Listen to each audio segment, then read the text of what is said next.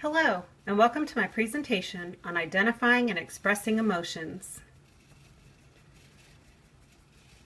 Today the objectives are to define emotional literacy and identify activities in language that build feeling vocabularies. Also, after participating in this training, you'll be able to understand the importance of providing opportunities for children to begin to understand their own emotions as well as others. What is emotional literacy? I'd like you all to just think about it for a minute and share your knowledge with me. Just think about emotional literacy and what it could mean to you. Let me give you a little help. Emotional literacy is the ability to identify, understand, and express emotions in a healthy way. Children with a strong foundation in emotional literacy can do the following: tolerate frustration better, get into fewer fights, engage in less destructive behavior. They're healthier. Children are less lonely, less impulsive, and more focused. They have greater academic achievement. All of these aspects are research proven. It's time to do our first activity. I like to call this one the table talk activity. With your table mates, the people at your table, I'd like you to write a list of feeling words that you would most want to teach to your children.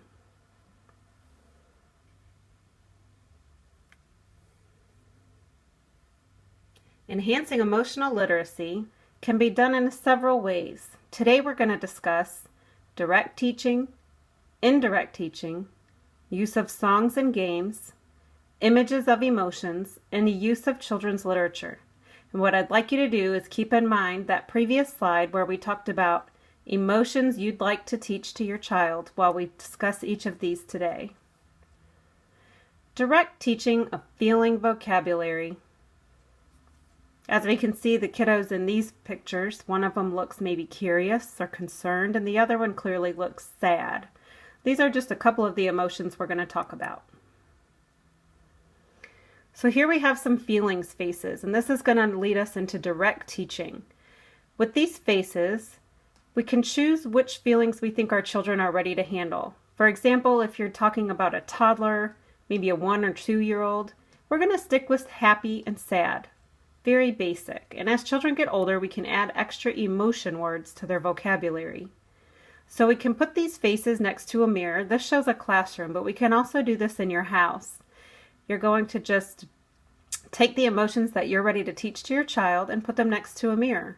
In this way, you could approach the child and go to the mirror and say, what do we look like when we look happy? Or how do we look when we're sad? And practice directly teaching what each emotion looks, sounds, and feels like. Another example is to make a collage or a poster of your child actually exhibiting those emotions. That way they get a hands-on feel for what each emotion looks like.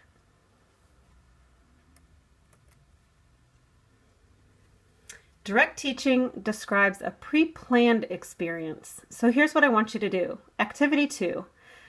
With the people at your table, I want you to create an example of how you could use direct teaching to implement identifying and expressing emotions with your children. Be prepared to explain your idea to the group. So what I mean is, I just gave you an example where you could put pictures next to a mirror and practice making faces. Or come up with another idea that you could do at your house.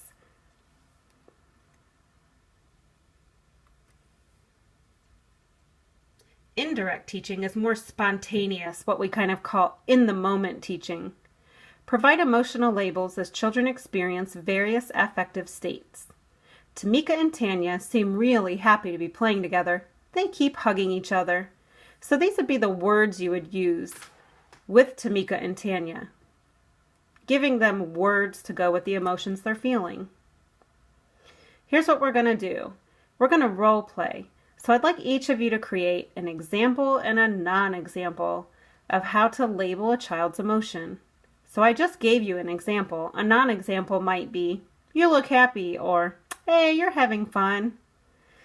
Now that I've given you a couple of starters, go ahead and come up with an example and non-example, and we'll share back with the group.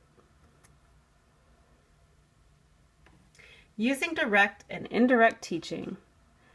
Tip 1. Name the emotion and connect the why. Tip 2. Acknowledge the child's emotions with the words and describe the cause of the emotions. Here's another example. Jack, you look so sad. I know that you're hungry and you get fussy for your bottle. So we've described the emotion and the why. We've acknowledged Jack. Here are some more examples. With an infant, you could say, I know you're frustrated because you can't sit up, when you hear a child crying. Or maybe a child is smiling and bouncing and the parent says, I see that you're happy because you like the music. Or a child is crying and the parent says, I know you're hungry and it's time for your bottle. That makes you fussy. Here are some toddler examples. A child was excited when you started singing The Wheels on the Bus and the parent says, oh, you're excited. You like the song. So what we're doing is describing the emotion and the cause over and over. A child got upset because it was time to leave the playground. The parent says, I know you're sad that we have to go inside. Or a child screams with joy when lunch is served. The parent says, I'm glad you're happy because lunch is here. We can also use songs and games to get children familiar with emotions. So here we have a twist on if you're happy and you know it. If you're sad and you know it, cry a tear. Boo-hoo. If you're mad and you know it, use your words. I'm mad. If you're scared and you know it, ask for help. Help me. If you're tired and you know it, give a yawn. And I want you to sing these with your children with great emotion. Really exaggerate those expressions. Here's a game. How does your face look when you feel happy? And practice making happy faces together. Then talk about what makes you feel happy. Here's a sample game. You could use these pictures I provided earlier in the presentation, and I'll also have available after the training. You can cut out the faces.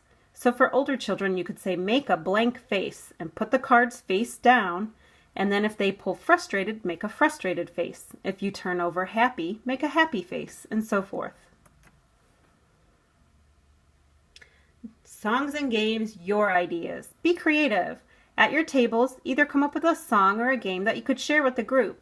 That way when we leave, we have a whole bunch of ideas. Illustrations of emotions, identifying in self and others. Here's some more ideas as to how we can do that. We can check in. Parents and children can check in each morning by choosing a feeling face that best describes their affective state and putting it next to their name. Children can be encouraged to change their feeling faces throughout their day, just as their feelings may change. So while this could be used in a classroom, you could certainly use this at your own house too.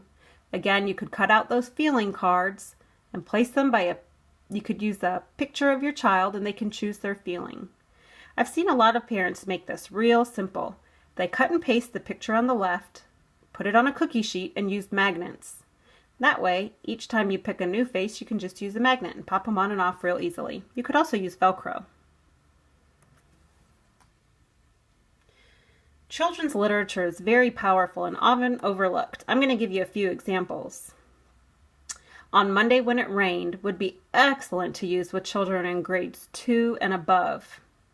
Glad Monster, Sad Monster, I would say is appropriate in any elementary age. And Hands Are Not for Hitting is certainly appropriate for infant all the way to perhaps 5 years old. So there's a range of books out there. These are just 3 examples, but when I searched at the library, there were just hundreds of books. So what did you learn today? Emotional literacy is the ability to identify, understand, and express emotions in a healthy way. Parents can teach emotional literacy through direct teaching, indirect teaching, books, songs, games, and images of emotions. Parents can teach children emotional literacy. Oh, excuse me. I got behind myself there. It's important to provide opportunities for children to begin to understand their own emotions as well as others. because the benefits are just incredible. Children can learn to tolerate frustration better, they get into fewer fights, engage in less destructive behavior, they're healthier, less lonely, less impulsive, and more focused. And research proves they have greater academic achievement. This is the time I would open up for questions. Now we're going to do a make and take. So Becky Bailey's written a book called I Love You Rituals.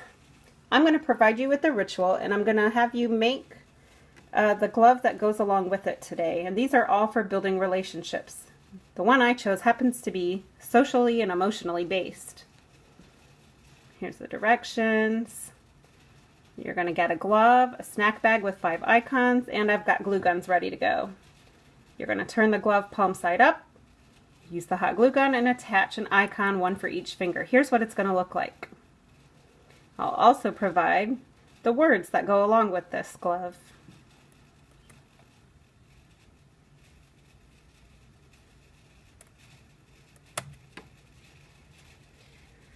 So what I want you to do when you leave here today is keep calm, acknowledge feelings, and carry on. Thank you so much for coming to this training today on identifying and expressing emotions.